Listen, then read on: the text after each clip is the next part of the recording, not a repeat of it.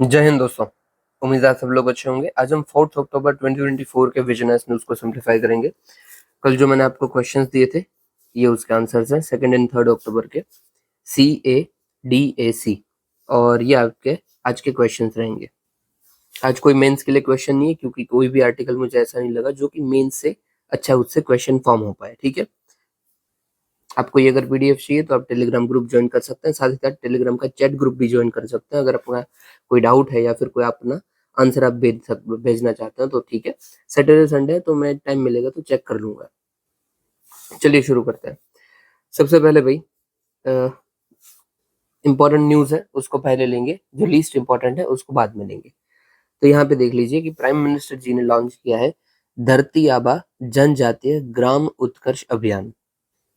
देखो पहले इसका नाम था वो जनजाति उन्नत ग्राम अभियान ही था, बट अभी नाम थोड़ा सा बदल के आगे हमने धरती आबा लगा दिया है।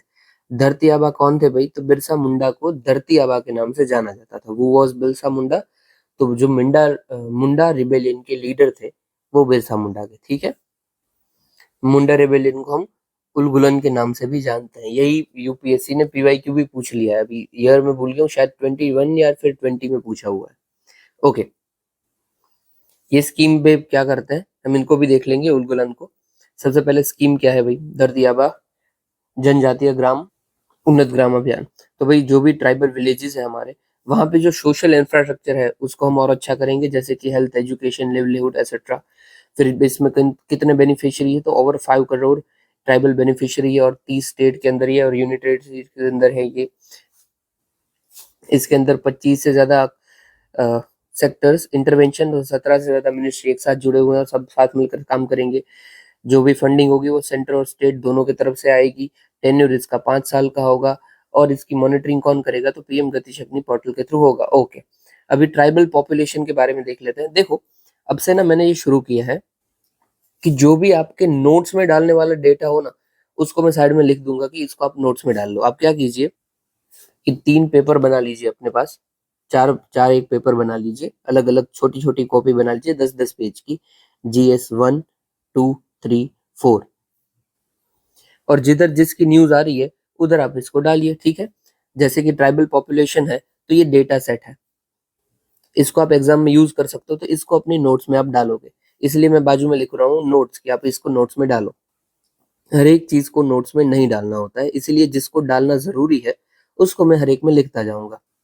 साथ ही साथ दूसरा क्या, ये NN यानी कि ये ऐसी न्यूज है जो स्टैटिक में आप पढ़ते हो, जो ऐसी सब्जेक्ट है जो आप स्टैटिक्स में पढ़ते हो उसको आपको स्टैटिक से पढ़ना है और उसकी नोट्स बनानी है। जैसे कि यहाँ पे बिरसा मुंडा रिवॉल्ट है तो उसकी आप नोट्स बनाइए और उसमें डालिए, जो भी आपका GS1 का नोट्स होगा उसमें। ठीक, और नहीं है तो ऐसे ही उसका रिवीजन कर लीजिए, दैट्स इट। ओके चलिए आप समझ गए। ठीक है, तो अपने नोट्स में आप डालोगे ट्राइबल पॉपुलेशन के डेटा कि इंडिया में अभी के लिए 8.6% जितने ट्राइबल पॉपुलेशन है। ये 2011 का सेंसस का डेटा है, अभी के लिए नया नहीं आया है। फिर 730 के जितनी हमारे पास शेड्यूल ट्राइब है, और as per article 342 of Indian constitution ये नोटिफाई होती है। ओके, चैलेंजेस क्या क्या है? तो एजुकेशन कमी है, हेल्थ की कमी है, डिस्प्लेसमेंट हो जाते हैं डेवलपमेंटल प्रोजेक्ट के लिए। इनिशिएटिव क्या क्या हमने लिए हैं? तो प्रधानमंत्री आदर्श ग्राम योजना, आदिवासी महिला सशक्तिकरण योजना, फिर एकलव्य स्कूल, फिर रिसेंटली रिलीज की है प्रधानमंत्री वन धन योजना। इसको जनधन मत समझ लेना, ठीक है, ये वन धन है। फिर हमने भी बनाया है नेशनल ट्राइबल म्यूजियम, और एकलव्य तो मैंने बोल ही दिया। ठीक है, एकलव्य रेसिडेंशियल स्कूल। ओके, तो आप जो अपने नोट्स बनाना उसमें आपको ये सब डालना है कि ट्राइबल का डेटा और ट्राइबल रिलेटेड स्कीम्स। सिर्फ आपका आधा पेज जाएगा, आधा भी नहीं जाएगा। ओके, अभी देख लेते हैं। तो उलगुलन है जो बिरसा मुंडा जी के बारे में हमने ये स्कीम को अपग्रेड किया है, वो क्या था और क्या है। चलिए मैंने ये नोट्स में डाला है, मैंने जानबूझ के नोट्स के फॉर्म में बनाया है ताकि आपको पता चले कि नोट्स बनते कैसे हैं। ये ना आप स्पेक्ट्रम से जरूर पढ़ लीजिएगा। ट्राइबल रिवॉल्ट के अंदर ही आपको मिल जाएगा हो एंड मुंडा रिवॉल्ट और बिरसा मुंडा रिवॉल्ट करके। ओके, इधर नोट्स के फॉर्म में लिखा हुआ है, उधर आप पढ़ोगे फिर इसको ज्यादा अच्छे से आपको क्लिक होगा कि अच्छा इस तरीके से नोट्स बनता है। समझा तो मैं दूंगा आपको।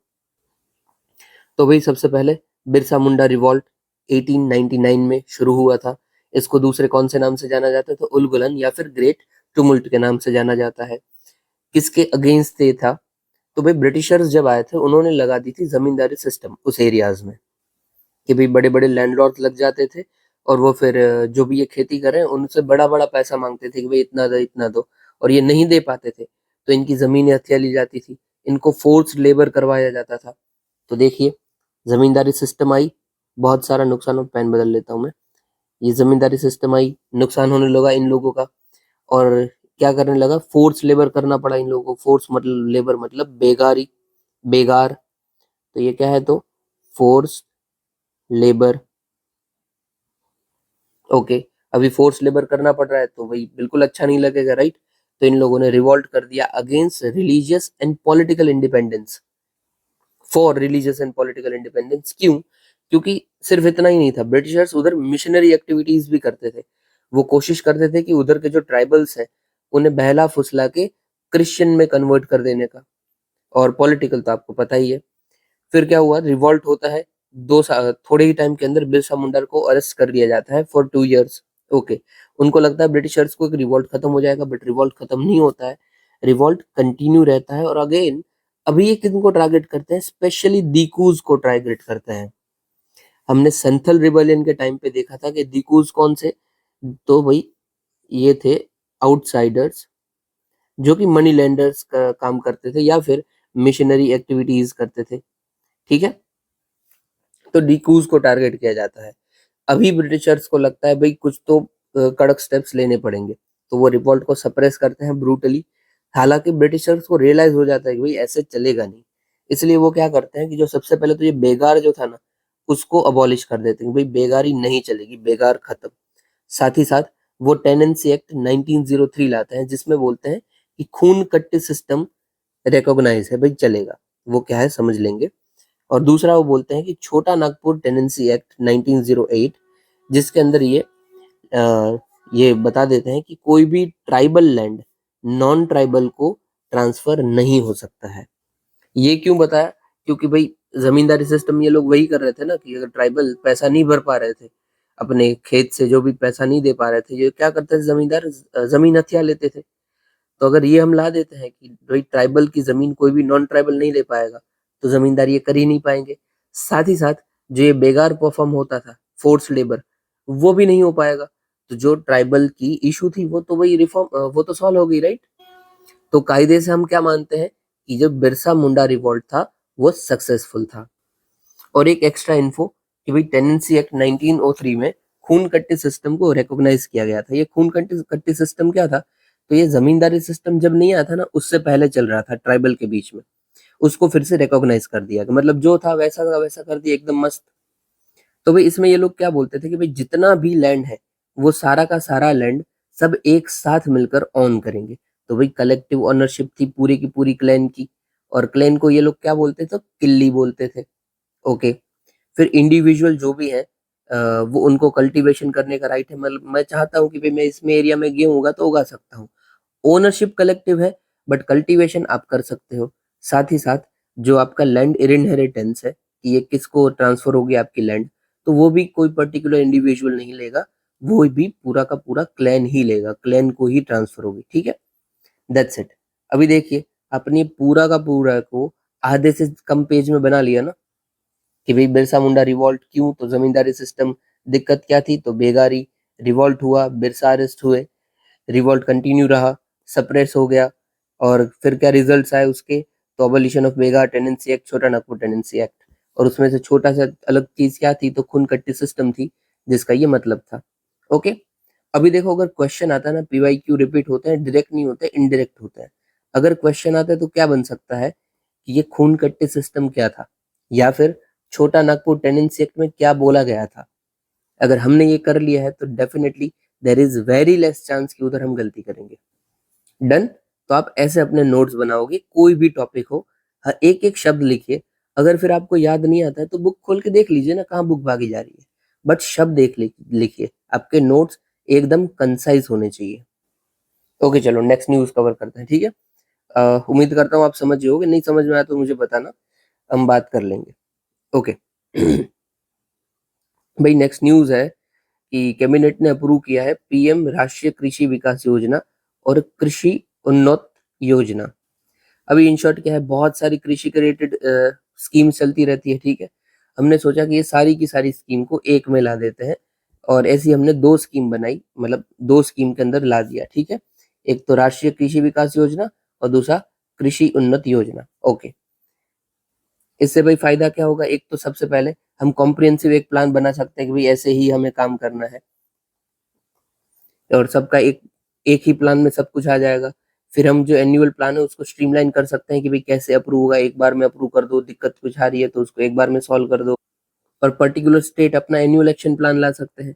हम फोकस कर सकते हैं इमर्जिंग इश्यूज के लिए एग्रीकल्चर के, जैसे कि climate change, sustainability, development, private sector का पार्टिसिपेशन, एसेट्रा। अभी देख लेते हैं दोनों स्कीम क्या है, ठीक है? जो ये राष्ट्रीय कृषि विकास योजना है वो सस्टेनेबल एग्रीकल्चर को प्रमोट करने की बात करती है, और इसके अंदर हमने अप्रोक्सीमेटली 9 स्कीम जोड़ दी है, जैसे कि सॉइल हेल्थ मैनेजमेंट, परंपरागत कृषि विकास योजना, रेनफेड एरिया डेवलपमेंट प्रोग्राम, ये सबको हमने जोड़ दिया है, ठीक है? फिर दूसरी स्कीम कि कृषि उन्नत योजना, भाई इसके अंदर हमने क्या किया है, तो इसका ऑब्जेक्टिव क्या था, तो फूड सिक्योरिटी और एग्रीकल्चर सेल्फ सफिशिएंट इंडिया के अंदर लाना। इसमें भी हमने 9 स्कीम के कंपोनेंट्स को जोड़ दिया है, जैसे कि national food security mission, nutrition mission, digital agriculture mission, etcetera. और इन सब में हमने क्या बोला कि अगर स्टेट चाहे तो किसी एक स्कीम के या एक कंपोनेंट से पैसा उठा के दूसरे में वो रख सकता है। उसको लगता है कि भाई समझ लीजिए कि परंपरागत में तो पैसा एक्स्ट्रा पड़ा हुआ है, इसमें मैं हटा के डाल देता हूँ सॉइल हेल्थ मैनेजमेंट, वो डाल सकता है, ठीक है? फिर तीसरा कि mission organic value chain development for north east region, ये भी सेम काम करता है, कृषि विकास का ही पार्ट है, पर ये पर्टिकुलरली नॉर्थ ईस्टर्न रीजन के लिए है, दैट्स इट, ठीक है? आप इसको यूज कैसे करोगे, तो कोई भी एग्रीकल्चर के रिलेटेड आपको क्वेश्चन आता है तो आपको ये पता होना चाहिए कि मेन हमारी दो ही स्कीम है अभी, राष्ट्रीय कृषि विकास योजना और कृषि उन्नत योजना। उसके अंदर हमने बहुत सारी स्कीम को ग्रुप कर दिया है। हालांकि इसके अलावा भी बहुत सारी स्कीम है, बट ग्रुप किया हुआ तो है, ठीक है? आप सोचिए, इसमें भी 9 कर दिया, इसमें भी 9 दे दिया, और भी स्कीम है वैसे हमारे पास, नहीं है ऐसा नहीं है। ओके, फिर आगे बढ़ते हैं। इंपॉर्टेंट है भैया कि यूनियन कैबिनेट ने अप्रूव किया है क्लासिकल लैंग्वेज को। नई 5 क्लासिकल लैंग्वेज हमने अप्रूव की है, मराठी, पाली, प्राकृत, असमीज और बंगाली। देखो 2024 में ही क्वेश्चन था, वो नॉर्मल लैंग्वेज के रिलेटेड था, अभी हो सकता है क्लासिकल लैंग्वेज के ऊपर आ जाइए। अभी भाई क्लासिकल लैंग्वेज होती क्या है, सबसे पहले तो वही देख लेते हैं, ठीक है? 2004 में इसको पहली बार बनाया गया था, और एक्सपर्ट कमिटी थी, लिंग्विस्टिक एक्सपर्ट कमिटी, उन्होंने ही बोला था कि भाई क्लासिकल लैंग्वेज करके भी कुछ होना चाहिए। किसने कंस्टिट्यूट की थी, तो मिनिस्ट्री ऑफ कल्चर ने अंडर साहित्य एकेडमी। ओके, और ये जो कमेटी होती है ना, यही देखती है कि भाई कोई लैंग्वेज क्लासिकल लैंग्वेज बन सकती है या नहीं बन सकती है। ओके, क्राइटेरिया क्या होता है भाई? 2004 में जो आया था, 2024 के लिए डेफिनेटली रिवाइज हो चुका है। क्या क्राइटेरिया है? तो सबसे पहले तो हाई एंटीक्विटी होनी चाहिए, आपकी लैंग्वेज पुरानी होनी चाहिए, अप्रोक्सीमेटली 1500 से 2000। यस। फिर a body of ancient literature text, कि आपकी लैंग्वेज में एंशिएंट लिटरेचर टेक्स्ट अवेलेबल होने चाहिए, कि ताकि पता चले कि ये बहुत ही हेरिटेज से चला आ रही चीज है। फिर नॉलेज टेक्स्ट होने चाहिए, कि भाई एडिशन की poetry, epigraphic, inscription evidences etcetera कुछ मिल जाए। फिर क्लासिकल जो भी लैंग्वेज है वो डिस्टिंक्ट होनी चाहिए एक दूसरे से, ऐसा नहीं हो कि भाई किसी एक लैंग्वेज की कॉपी की गई है इसके अंदर। ओके, अभी के लिए कौन कौन सी हमारे पास क्लासिकल लैंग्वेज है, तो तमिल, संस्कृत, तेलुगु, कन्नडा, मलयालम, ओडिया, और अब तो ये नई 5 भी है। तो ये जो नई 5 आई है उसमें क्या क्या हमने देखा है, ठीक है? न्यू क्लासिकल लैंग्वेज में जो मराठी है, उसमें भी हमें ज्ञानेश्वर महाराज की भाई कमेंट्रीज मिल जाती है। हमने ये थोड़े दिनों पहले ही देखा था जब हमने बात की थी भक्ति मूवमेंट को लेके, मैंने आपको मैप वैप भी दिखाया था, ठीक है ना, कि महाराष्ट्र से ज्ञानेश्वर महाराज थे। तो देखो ये ज्ञानेश्वर महाराज है, इनको ज्ञानेश्वर महाराज भी बोलते हैं, और इसको ज्ञानेश्वर महाराज भी बोलते हैं, ठीक है? बात एक ही है। इनका मेन काम क्या था, तो भगवत गीता के ऊपर इन्होंने कमेंट्री दी है वो। फिर भाई प्राकृत लैंग्वेज के अंदर अशोक के इंस्क्रिप्शन आ जाते हैं हमारे पास, जैसे कि भाई गत सत्सई written इन प्राकृत। फिर पाली लैंग्वेज के अंदर बुद्धिस्ट फिलोसॉफिकल वर्क्स है, जैसे कि दमपद एंड स्टोरीज लाइक जातका टेल्स इन पाली। जातका टेल्स क्या होती है, तो बुद्धा के जीवन से रिलेटेड यहाँ पे लिख देते हैं, अरे यार। तो भाई जातक का मतलब कोई बुद्धा के लाइफ के रिलेटेड कुछ स्टोरीज है या फिर इवेंट्स है, उनको स्टोरीज में डाला है, जिसको हम जातक टेल्स बोलते हैं, ठीक है, जातक या फिर जातकास। असमीज में भाई शंकर देव वैष्णवाइट्स पोएट्रीज उनकी फेमस है, ये भी हमने भक्ति मूवमेंट के टाइम पे देख लिया था कि शंकर देव भक्ति असम से साइड साइड से थे। फिर बंगाली के अंदर हमने चैतन्य महाप्रभु देव की लिटरेसी मास्टरपीस, जो भी मास्टरपीसीज है, उनको देख लिया था। साथ ही साथ रविंद्रनाथ टैगोर की भी हमारे पास गीतांजलि पढ़ी हुई है, जिसको नोबेल प्राइज भी मिला हुआ है। ओके, तो हमें ये सब पता चल गया कि क्यों इनको क्लासिकल लैंग्वेज बोलना चाहिए। नाम याद रखिएगा, 5 है, मराठी, पाली, प्राकृत, असमीज, बंगाली। और इससे पहले कौन सी हो चुकी है, तो तमिल, संस्कृत, तेलुगु, कन्नड़ा, मलयालम, ओडिया। अभी देखो इसमें आपको क्या नोट्स में डालना है। तो सबसे पहले तो क्लासिकल लैंग्वेज क्या होती है, ये आपने स्टैटिक बुक में नहीं मिलेगा सब कुछ, तो इसको आप अपने नोट्स में डाल लीजिए नए। और साथ ही साथ जो स्टैटिक है उसको पढ़ लीजिए कि क्लासिकल लैंग्वेज क्या होती है, क्यों होती है, वो भी इधर से ही पढ़ लोगे, सेम ही बात हो जाएगी, ठीक है। ओके, और देखो कोई भी चीज पढ़ो ना, होलिस्टिक पढ़ो। अभी समझ लीजिए कि आपको मैं पूछ लूं कि गत सत्सई किन्होंने लिखवाया था या फिर किस लैंग्वेज में लिखाया था, तो यहाँ पे हमने यही पढ़ा है, ठीक है ना। तो अब ऐसा नहीं होना चाहिए कि एक चीज पढ़ी फिर उसमें ही फोकस है हमारा, उसके साथ जो दूसरे है उसमें हमने ध्यान ही नहीं दिया है। ओके, चलिए आगे बढ़ते हैं।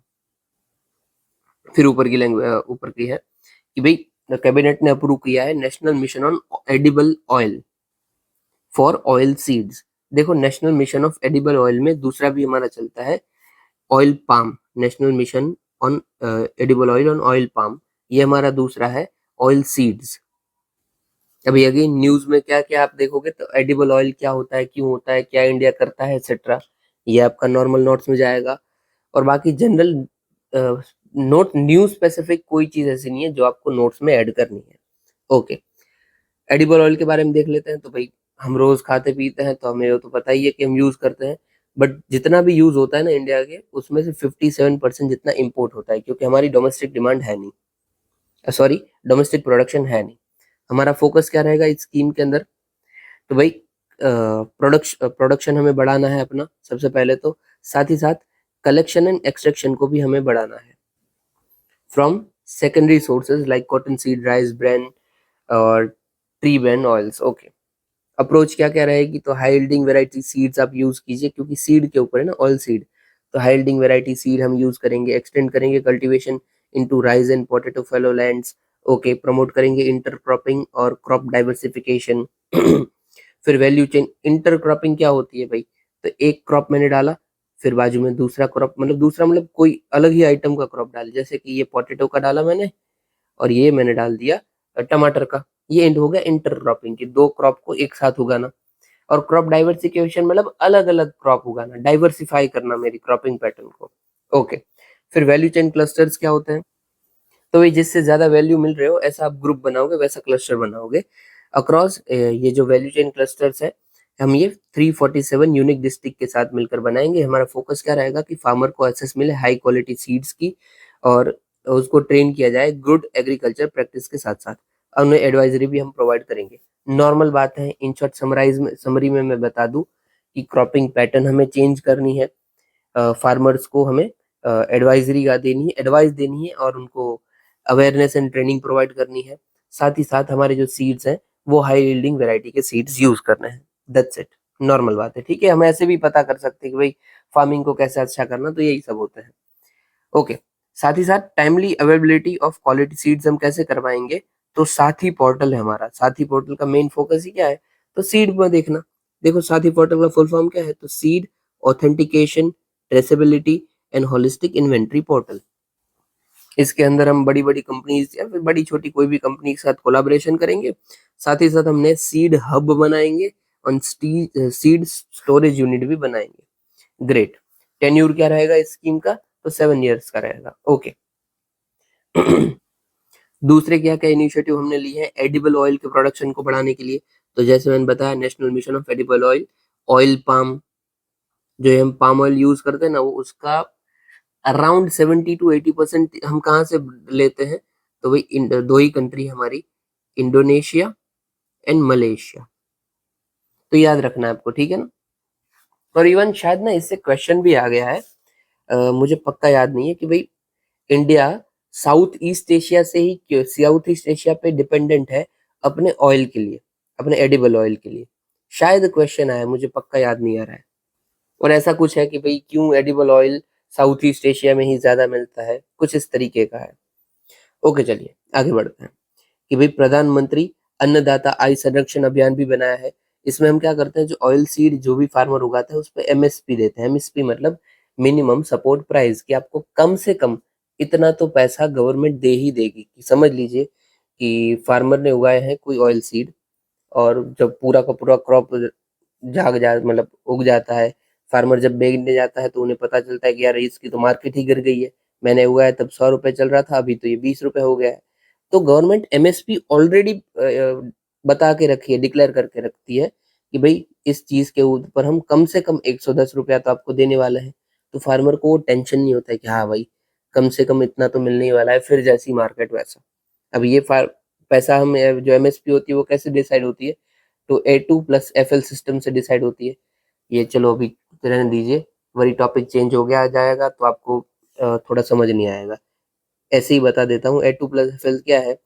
तो FL का मतलब फैमिली लेबर जो भी आपका लगाया हुआ है हो, और जो A2 है वो आपने टोटल कितना इन्वेस्टमेंट खेत के अंदर डाला था ये उगाने के लिए कोई भी क्रॉप वो। ठीक है। फिर भाई 20% हमने इम्पोर्ट ड्यूटी भी लगा दी है एडिबल ऑयल के इम्पोर्ट के ऊपर। ये क्यों लगाया है कि देखो इम्पोर्ट अगर सस्ता होगा तो जो डोमेस्टिक प्रोड्यूसर हो रहा है उसको तो नुकसान हो जाएगा ना। कि समझ लीजिए कि मैं डोमेस्टिकली प्रोड्यूस कर रहा हूँ और मुझे हम क्या एग्जांपल लें, समझ लीजिए कि राइस ब्रान ऑयल मुझे 100 रुपए में पड़ रहा है, और इंडोनेशिया में तो बहुत अच्छे से उग रहा है, ठीक है ना। इंडोनेशिया वाला मुझे दे देता है इधर ही इंडिया के अंदर 80 रुपीज में, तो अभी मेरे से कौन खरीदेगा 100 रुपए वाला, कोई नहीं खरीदेगा। इसीलिए हमने 20% इम्पोर्ट ड्यूटी लगा दी है। 20% लगा दी मतलब ये 80 रुपीज में जो बिक रहा था वो कितना हो जाएगा, 8 into 2 16, तो ये लग जाएगा हमारा 96 रुपीज में। और भी टैक्सेस लगेंगे तो ये डेफिनेटली 100 के ऊपर चला जाएगा। अब ये 100 के ऊपर चला जाता है, समझ लो 110, और मेरा तो अभी 100 है। तो अब बताओ कौन किधर से लेगा, डेफिनेटली मेरे से लेगा या डोमेस्टिक प्रोड्यूसर से लेगा। तो इसीलिए इम्पोर्ट ड्यूटी लगाते हैं हम कि जो हमारा डोमेस्टिक प्रोडक्शन है उसको हैम्पर ना हो और वो बच जाए। अब यही सोचिए ना, ये तो चलो फालतू एग्जांपल है। चाइना जो है वो कितनी सस्ती चीज हमारे यहाँ पे भेज देता है, हम चाहे या ना चाहे यूज कर ही लेते हैं भाई।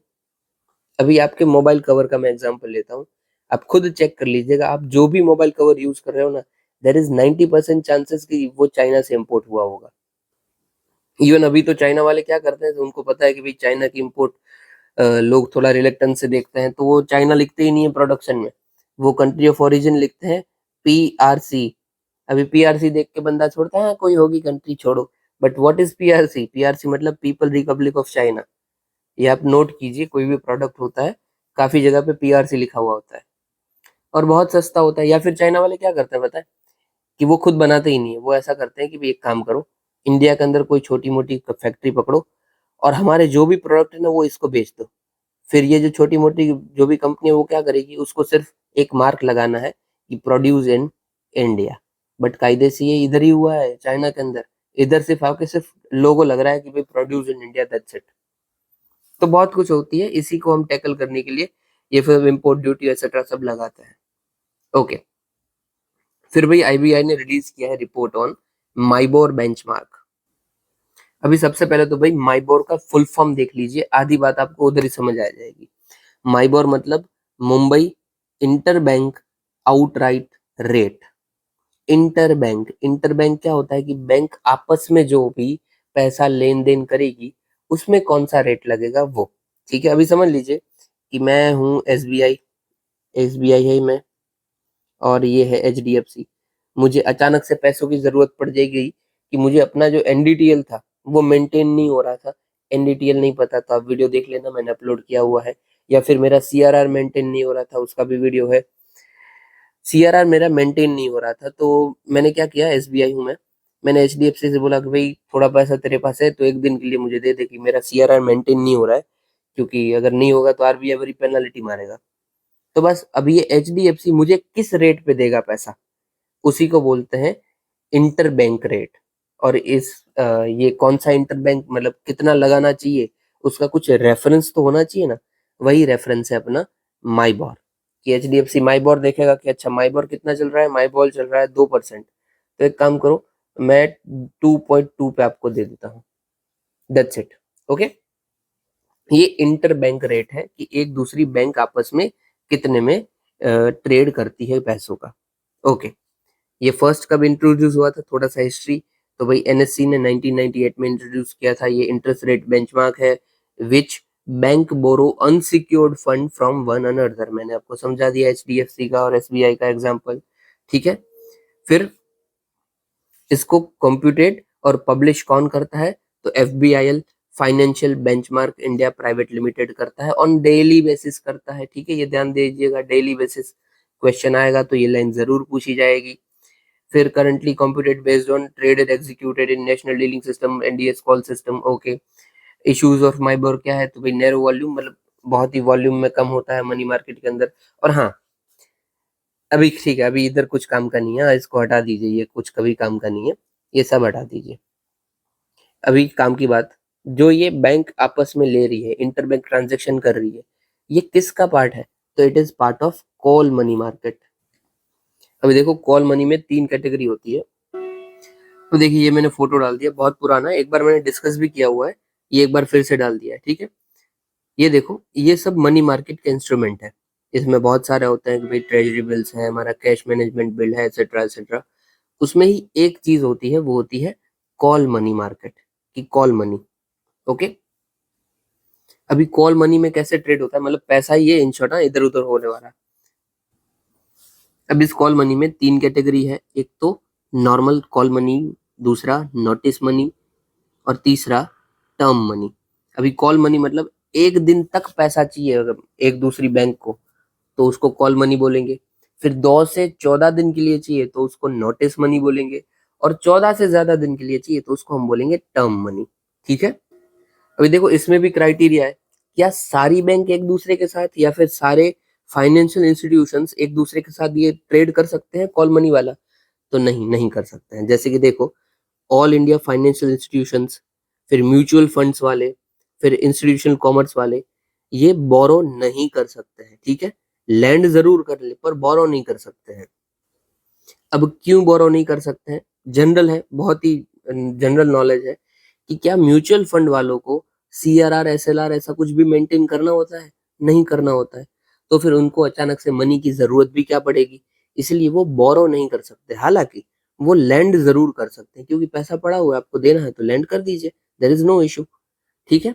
जबकि schedule commercial bank, cooperative bank, वो सब ले भी सकती है, दे भी कर सकती है, क्योंकि उनको हो सकता है ना कि वो सीआरआर मेंटेन करना हो, एनडीटीएल मेंटेन करना हो। अगर नहीं पता है ये चीज क्या होती है तो वीडियो देख लीजिए, वीडियो अपलोडेड है, आप समझ गए हो, ठीक है ना। दूसरा देखो, ये सब भी बहुत कुछ होता है कि भाई सर्टिफिकेट और डिपॉजिट क्या है, ये एक्सेट्रा, फिर रीपर्चेस एग्रीमेंट, कमर्शियल पेपर, पर इसको मैं बताऊंगा तो बहुत ही टॉपिक लंबा हो जाएगा, पर फिर कभी हम रखेंगे डेफिनेटली। अभी के लिए आप कॉल मनी समझिए हो, उतना काफी है, कॉल मनी मार्केट क्या होता है। ये फोटो मैं इधर ही रहने दे रहा हूँ, क्योंकि नीचे का इधर कुछ काम का नहीं है, इसलिए जाने दो, इधर ही रहने देता हूँ। ओके, फिर दूसरा क्या कह बोला गया है, ट्रैप। ट्रैप मतलब क्या होता है, समझ लीजिए कि ये ए है और बी है, ये दोनों में आपस में थोड़ा सा भरोसा है नहीं, तो वो बोलते हैं कि भाई किसी तीसरे को बीच में ला लेते हैं, दैट्स इट। तो उसी को बोलते हैं ट्रैप। ट्रैप का मतलब ही क्या है भाई, तो third party rape operation, that's it, ठीक है। कि थर्ड पार्टी को इन्वॉल्वमेंट कर लो। ये क्यों करते हैं, तो दो पार्टी अपने रेपो की फैसिलिटेट करने के लिए, हो सकता है ए और बी दोनों को पहचानते भी ना हो, तो तीसरा दोनों को मिलवा दे, ठीक है। ओके, फिर कोलेटरल सिलेक्शन करने का, payment settlement etcetera etcetera. Okay, चलिए आगे बढ़ते हैं। इतना ही न्यूज था, मेन इसमें यही समझना था, कॉल मनी मार्केट। अभी देखो नोट्स, अगेन आप इसको कॉल मनी को लिख दोगे, भाई कॉल मनी न्यूज में था। अभी जो नोट्स न्यूज में भी जो भी बता रहा हूँ ना, जैसे एडिबल ऑयल्स भी लेख बोला था, नोट्स न्यूज, इसमें आपको सिर्फ क्या लिखना है पता है, कि कौन सी न्यूज, सॉरी कौन से टॉपिक्स न्यूज में थे, उसमें बस आप नाम लिखिए कि भाई कॉल मनी न्यूज में था, एडिबल ऑयल न्यूज में था, तो जब आपको रिवीजन करना होगा ना आखिर में, तो आपको पता है कि यही टॉपिक पहले करने हैं और ये बाद में करने हैं, सिर्फ एक शब्द लिखना है, दैट्स इट। और जो कॉम्प्रिहेंसिव नोट बोल रहा हूँ वो तो मैं बोल ही रहा हूँ कि भाई जैसे पूरा का पूरा आप इसको नोट्स में डालिए और बनाइए इसकी नोट जैसे कि क्लासिकल लैंग्वेज, ठीक है। और ये एन क्या है, सिर्फ नाम मेंशन करना है। ओके, आगे बढ़ते हैं। ये लास्ट बड़ी न्यूज है भाई, सुप्रीम कोर्ट का जजमेंट आया था Sukanya Santha versus union of India and others case. तो केस में इन्होंने क्या बोला कि भाई जो प्रिजनर है ना, उनके भी बीच में ये कास्ट आइडेंटिटी और कास्ट पॉलिटिक्स देखी जा रही है, उसको जल्दी से जल्दी बंद कीजिए। होता क्या है कि भाई प्रिजन में भी कास्ट के नाम पर जॉब असाइन की जाती है। समझ लीजिए कि कोई प्रिजनर है, उनकी सरनेम है नाई, तो उनको उधर काम ही दिया जाता है कि भाई आप नाई का काम करोगे।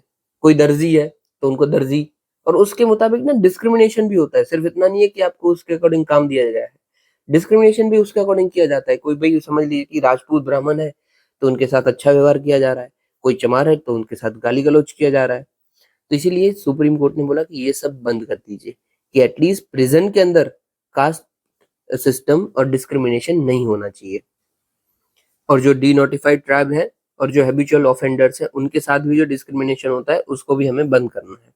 ओके अभी सबसे पहले यही देख लेते हैं कि डी नोटिफाइड ट्राइब और हैबिचुअल ऑफेंडर क्या है, वो मेन है इधर, ठीक है। अभी देखो, अगेन नोट्स में आप क्या डालोगे, आपका ये जजमेंट जो कास्ट पॉलिटिक्स को मना करता है कि ऐसा नहीं हमें करना है, सॉरी कास्ट पॉलिटिक्स नहीं, कास्ट डिस्क्रिमिनेशन को। और सिर्फ नाम में क्या मेंशन करोगे कि कौन सा चीज पढ़ना है नाम में, तो डी नोटिफाइड ट्राइब और हैबिचुअल ऑफेंडर्स। आप समझ रहे हैं राइट मैं क्या बोल रहा हूँ।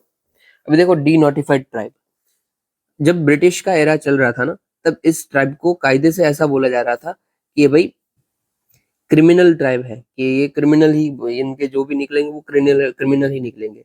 हालांकि जब इंडिया पावर में आया सबसे पहले इन्होंने ये हटा ही दिया कि भाई हटाओ ये क्रिमिनल एक्ट, ये सब क्या है बकवास, कोई ट्राइब क्रिमिनल ट्राइब नहीं है, ठीक है। और हम क्या बोलते हैं अभी, तो डी नोटिफाइड ट्राइब या फिर विमुक्त जाति।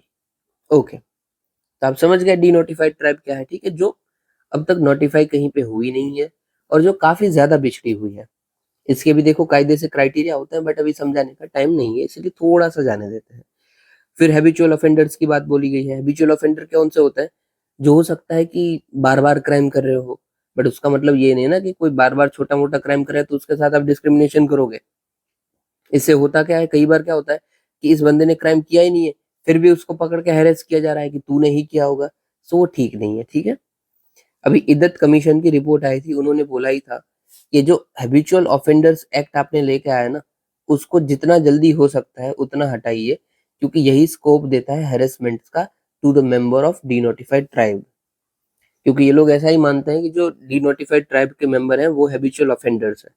आपको मैं एग्जांपल बताता हूँ, आपने मूवी देखी होगी या नहीं देखी हो, डोंट नो, जय भीम। उसमें क्या होता है कि क्राइम किसने किया है पर पकड़ लिया जाता है सिर्फ ट्राइबल को तुरंत ही, और उनको परेशान किया जाता है। तो it is not at all right, इसीलिए हमें ये सब ठीक करना बहुत जरूरी है, ठीक है। आप अगेन अपने नोट्स में डालोगे, नोट्स बनाओगे उसमें इद्दत कमीशन की रिपोर्ट को, कि इद्दत कमीशन ने ये बोला है, ठीक है।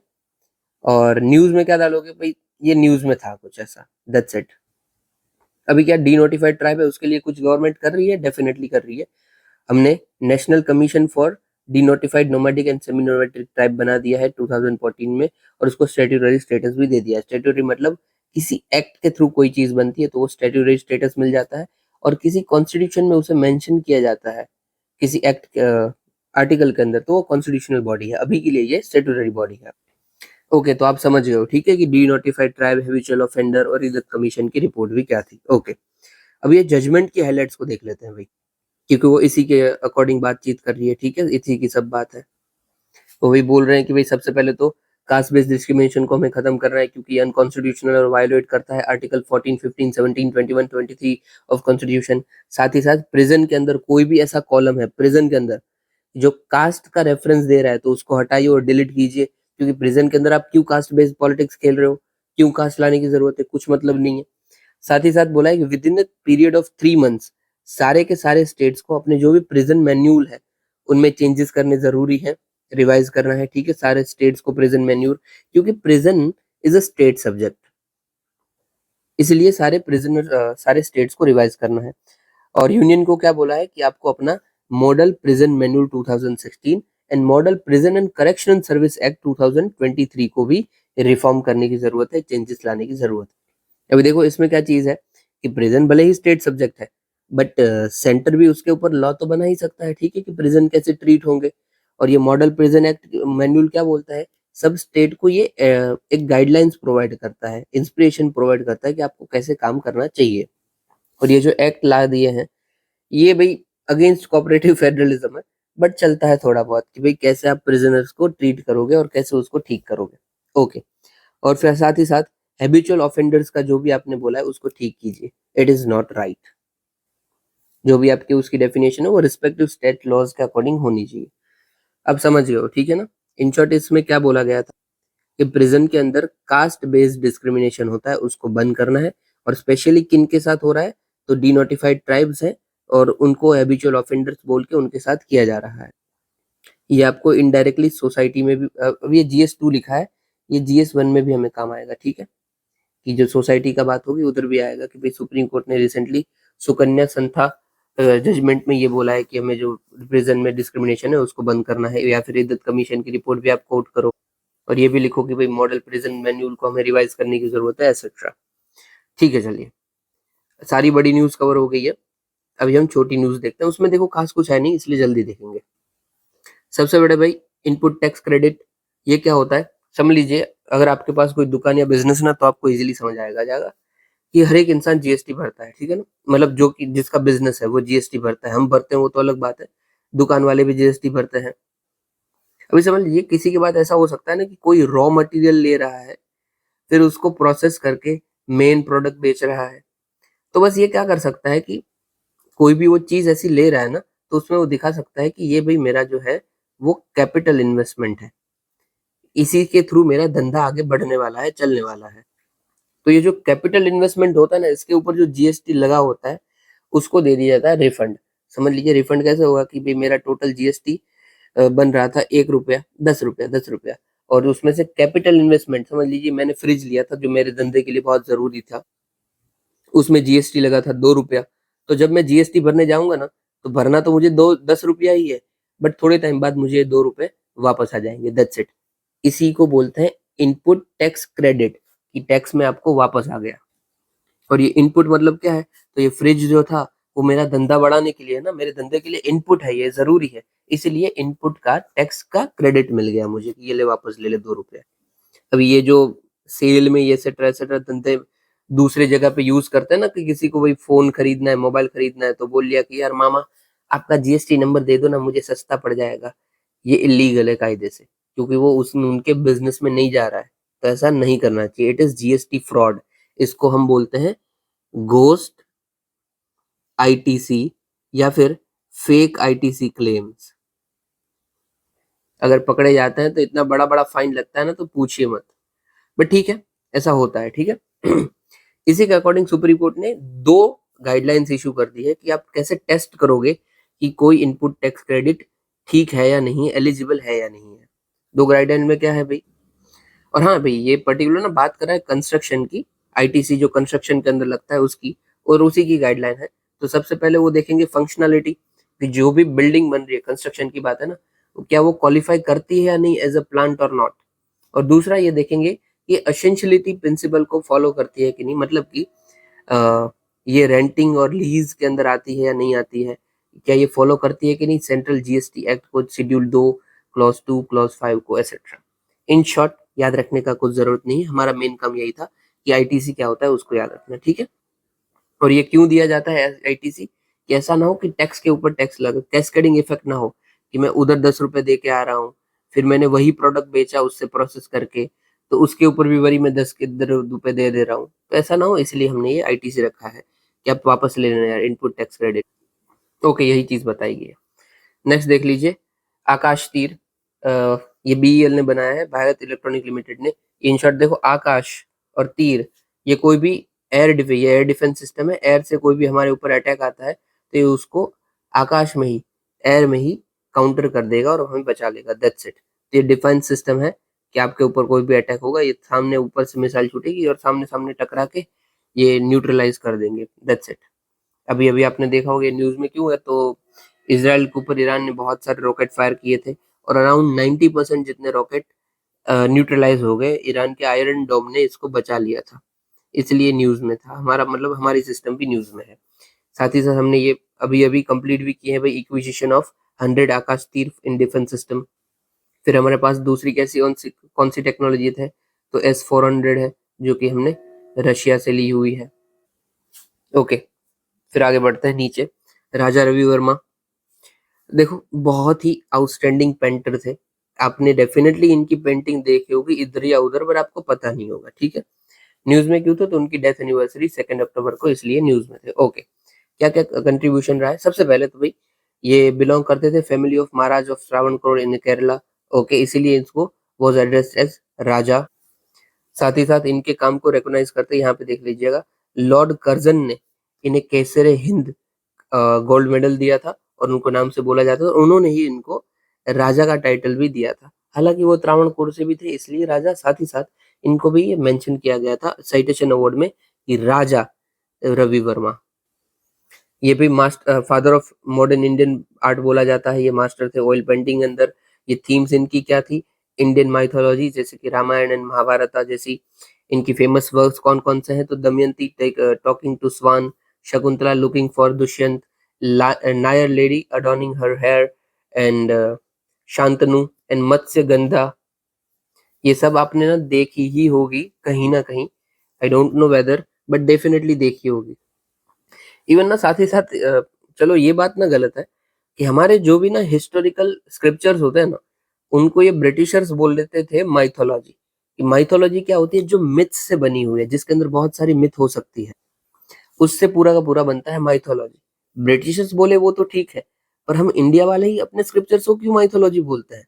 So it is not good enough. क्योंकि क्या आपने कभी भी देखा है कि भाई ब्रिटिशर्स ने अपने हिस्टोरिक स्क्रिप्चर्स को बोला हो कि भाई जीसस माइथोलॉजी माइथोलॉजी नहीं, तो उसको हिस्ट्री बोलते हैं कायदे से। तो भाई हमारे स्क्रिप्चर्स को क्यों माइथोलॉजी बोला जा रहा है? At least we should take care of it, okay. Even ये भी आप सोचिए, कर्जन हमारे इंडिया की जो बैंड बजा गया, उसको हम लॉर्ड बोलते हैं, जबकि लॉर्ड लगता है भगवान और ऐसे सब लोगों के ऊपर, जबकि लॉर्ड। और हमारे यहाँ पे क्या बोला जाता है, जो हमारे जो बड़े बड़े फ्रीडम फाइटर भी, उसको हम क्या बोलते हैं, लाला लजपत राय। अरे भाई, जो हमारे बड़े बड़े अच्छे काम करके गए उसको आप ऐसे ही नाम से बुला रहे हो, और जो गलत काम करके गए उनको लॉर्ड। एटलीस्ट अभी तो गवर्नमेंट ना करे, ब्रिटिशर्स करके गए तो करे गए, हम क्यों कर रहे हैं? ठीक है, चलिए अलग बात है, हम न्यूज को कवर करते हैं। फिर वही PM internship scheme, ministry of corporate affair ने ये लॉन्च किया है, ठीक है। मेन इसका फोकस क्या रहेगा कि 1 करोड़ यूथ को हमें ट्रेनिंग प्रोवाइड करनी है, इंटर्नशिप प्रोवाइड करनी है, और 500 से ज्यादा कंपनीज और 5 ईयर्स ये करेंगी। इंटर्नशिप का ड्यूरेशन 1 साल का होगा, मतलब 1 साल के लिए काम करना है। आपको 5,000 मंथ मिल सकते हैं, 1,000 फॉर ईयर, ठीक है। एलिजिबिलिटी क्राइटेरिया, इंडियन सिटीजन हो जाइए, 21 से 24 साल के हो, और आपके पास कोई फुल टाइम फ्लेज एम्प्लॉयमेंट ना हो, दैट्स इट। और साथ ही साथ एजुकेशन पे ऐसा ना हो पूरे दिन आपको कॉलेज जाना है और इसमें इनरोल करवा के बैठे हो। फिर भी अनदर्पण सिस्टम है, फूड कॉर्पोरेशन इंडिया ने लॉन्च किया है। अब देखो, फूड कॉर्पोरेशन इंडिया काम क्या करता है, तो जितना भी हम एमएसपी में ये सब माल देते हैं ना, गेहूं चावल, ये सब फूड कॉर्पोरेशन इंडिया ही अपने पास स्टोर करता है। फिर वो अलग अलग स्टेट को प्रोवाइड कर देता है अपने पीडीएस में बेचने के लिए, पब्लिक डिस्ट्रीब्यूशन स्कीम के अंदर बेचने के लिए, ओके। इसी सब चीज को थोड़ा मॉडर्नाइज करने के लिए और सप्लाई चेन को थोड़ा सा और अच्छा करने के लिए ये स्कीम लेके आए हैं, अनदर्पण सिस्टम, ठीक है। इसको हम बोलते हैं डेपो ऑनलाइन सिस्टम भी। इसमें हम थोड़ा सा मॉडर्नाइजेशन कर रहे हैं, दैट्स इट। मेन फोकस क्या रहेगा, तो एंटायर सप्लाई चेन ऑपरेशन को ठीक करना, और सर्विसेज वेरियस सर्विसेज को भी हमें एनहेंस एंड स्ट्रीमलाइन कर देना, दैट्स इट। मेन ऑब्जेक्टिव क्या है, तो एफिशिएंसी बढ़ाना, प्रोडक्टिविटी बढ़ाना, डिसीजन मेकिंग, इंटरऑपरेबिलिटी बढ़ाना, और with in and outside FCI food corporation India को भी बढ़ाना, ओके। नॉर्मल सब बात है, ठीक है। फिर है साइबर कमांडोज, तो जो भी साइबर फ्रॉड होते हैं उनके सामने लड़ने के लिए, उनको प्रोटेक्ट करने के लिए साइबर कमांडोज हमने बना है, दैट्स इट। तो जो भी लॉ इन्फोर्समेंट ऑफिसर्स होंगे उनको हम ट्रेनिंग प्रोवाइड करेंगे कि कैसे आप साइबर क्राइम के अगेंस्ट लड़ सकते हैं, दैट ओके। ये फंडेड कहाँ, फंड इसको कौन प्रोवाइड करेगा, तो national mission for interdisciplinary cyber physical system, ये हमने 2-3 दिन पहले ही पढ़ा था, ठीक है। और साइबर कमांडोज प्रोग्राम जो है वो किसके अंदर है, तो मिनिस्ट्री ऑफ होम अफेयर्स के अंदर है। बॉस्टर साइबर डिफेंस कैपेबिलिटीज, ओके। ये सब हमें पता है। फिर इंटरनेशनल एनर्जी एफिशिएंसी हब, ये भाई इंटरनेशनल इंस्टीट्यूशन है, इसमें ज्वाइन किया है बी ने, ब्यूरो ऑफ एनर्जी एफिशिएंसी ने, इंडिया की तरफ से। मेन इसका फोकस क्या होता है, तो ये ग्लोबल प्लेटफॉर्म है जो एनर्जी एफिशिएंसी वर्ल्ड वाइड बढ़ाने के लिए एक दूसरे के साथ कोलैबोरेट करते हैं और प्रमोशन करते हैं। दैट्स इट, कुछ काम का नहीं है, ठीक है। ये इंटरनेशनल इंस्टीट्यूशन है, बी ने ज्वाइन किया है इंडिया का रिप्रेजेंटेटिव के तौर पे। फिर नेक्स्ट है यहाँ पे international medical device regulators form. देखो हेल्थ सेक्टर के अंदर बहुत सारे मेडिकल डिवाइसेस बनते रहते हैं, ठीक है। तो बस ये इंटरनेशनल रेगुलेटर हैं उनके, कि कैसा डिवाइस होना चाहिए, क्या क्या चीजें होनी चाहिए, कैसे कन्वर्जेंस एक दूसरे के साथ होगा, वो सब जनरल सब बातें करते हैं। ओके, मेन इसका हमें फायदा क्या मिलेगा कि भाई अलग अलग देशों के साथ अगर हम प्रोडक्ट कुछ बनाते होते हैं तो सबकी हमें अप्रूवल तो चाहिए होती है। अगर इसके साथ मिलजुल के बनाएंगे तो हो सकता है जल्दी हमें अप्रूवल मिल जाए, ऐसा सब बात है। ओके, हटाइए, कुछ काम का नहीं है, एकदम ही बकवास है ये। फिर भाई global strategic preparedness readiness response plan, ये डब्ल्यूएचओ ने लॉन्च किया है कि अभी अभी क्या है, डेंगू मलेरिया, सॉरी, जितने भी मच्छर से जो भी बीमारी होती है वो ज्यादा फैल रही है, उसके सामने थोड़ा सा कामकाज करने के लिए। That's it. टेन्यूर क्या क्या है इसका, तो 1 ईयर टेन्यूर है, 25 तक ये काम करेगा।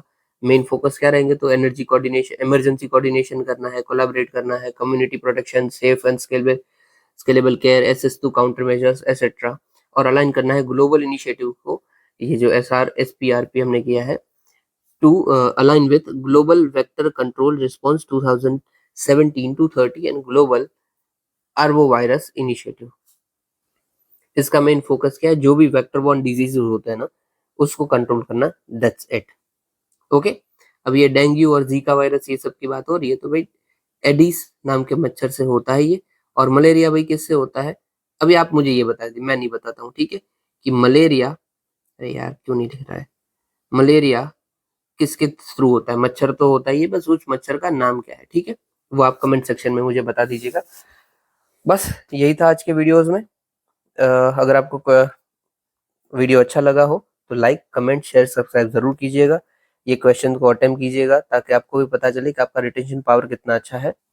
और ये पीडीएफ आपको टेलीग्राम ग्रुप से मिल जाएगी, अपना आंसर भी आप वहीं पे भेज पाओगे। आज मेंस का क्वेश्चन नहीं है तो चल कीजिए। ओके, सुनने के लिए शुक्रिया।